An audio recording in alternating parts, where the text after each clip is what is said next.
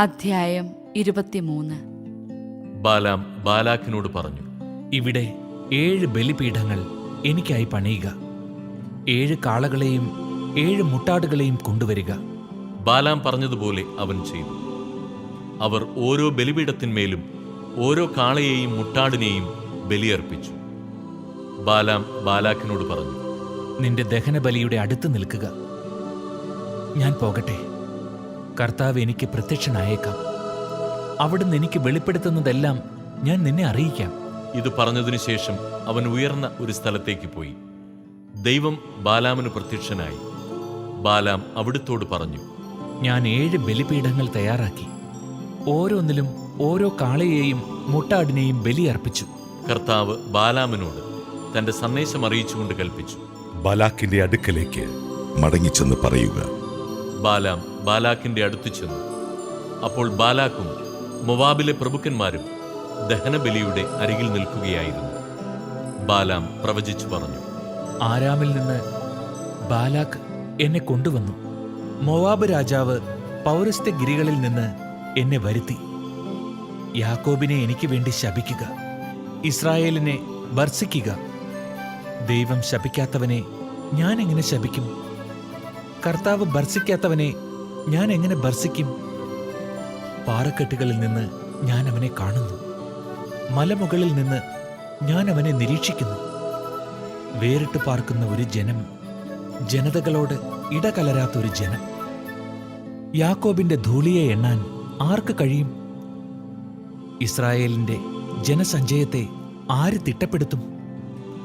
നീതിമാന്റെ മരണം ഞാൻ കൈവരിക്കട്ടെ.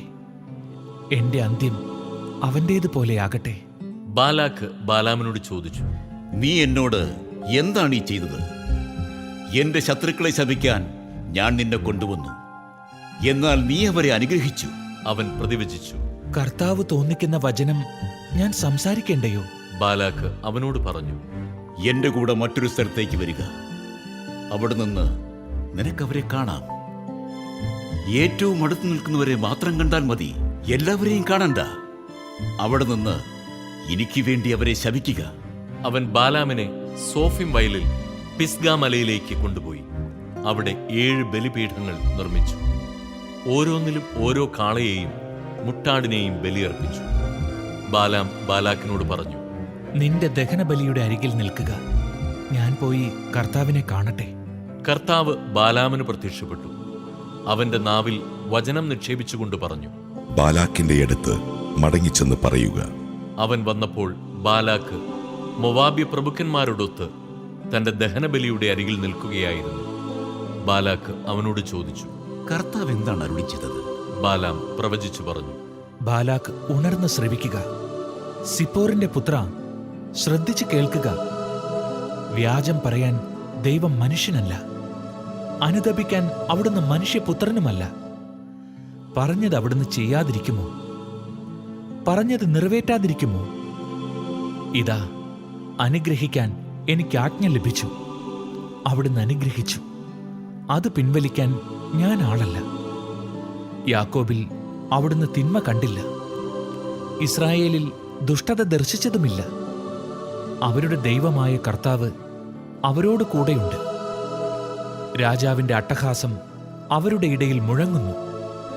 ദൈവം ഈജിപ്തിൽ നിന്ന് അവരെ കൊണ്ടുവരുന്നു. കാട്ടുപോത്തിൻ്റെതിന് തുല്യമായ ബലം അവർക്കുണ്ട്. യാക്കോബിന് ആഭിചാരം ഏൽക്കുകയില്ല. ഇസ്രായേലിനെതിരെ ക്ഷുദ്രവിദ്യ ഫലിക്കുകയുമില്ല. ദൈവം പ്രവർത്തിച്ചത് കാണുവിൻ എന്ന് യാക്കോബിനെയും ഇസ്രായേലിനെയും കുറിച്ച് പറയേണ്ട സമയമാണിത്. ഇതാ, ഒരു ജനം, സിംഹിയെപ്പോലെ അത് ഉണരുന്നു. സിംഹത്തെപ്പോലെ അത് എഴുന്നേൽക്കുന്നു. ഇരയെ വിഴുങ്ങാതെ അത് കിടക്കുകയില്ല.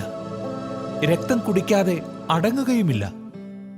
ബാലാക്ക് ബാലാമിനോട് പറഞ്ഞു, നീ അവരെ ശപിക്കുകയും വേണ്ട, അനുഗ്രഹിക്കുകയും വേണ്ട. ബാലാം പറഞ്ഞു, കർത്താവ് കൽപ്പിക്കുന്നതെല്ലാം ചെയ്യേണ്ടതുണ്ടെന്ന് ഞാൻ പറഞ്ഞില്ലേ? ബാലാക്ക് അവനോട് പറഞ്ഞു, വരിക, മറ്റൊരിടത്തേക്ക് നിന്നെ ഞാൻ കൊണ്ടുപോകാം. അവിടെ നിന്ന് അവരെ ശപിക്കാൻ കർത്താവ് സമ്മതിച്ചേക്കും. യെഷിമോണിനെതിരെയുള്ള പെയോർ മലമുകളിലേക്ക് ബാലാമിനെ അവൻ കൊണ്ടുപോയി. ബാലാം അവനോട് പറഞ്ഞു, ഇവിടെ എനിക്കായി 7 ബലിപീഠങ്ങൾ നിർമ്മിച്ച് 7 കാളയെയും 7 മുട്ടാടിനെയും കൊണ്ടുവരിക. ബാലാം പറഞ്ഞതുപോലെ അവൻ ചെയ്തു. ഓരോ ബലിപീഠത്തിന്മേലും ഓരോ കാളയെയും മുട്ടാടിനെയും ബലിയർപ്പിച്ചു.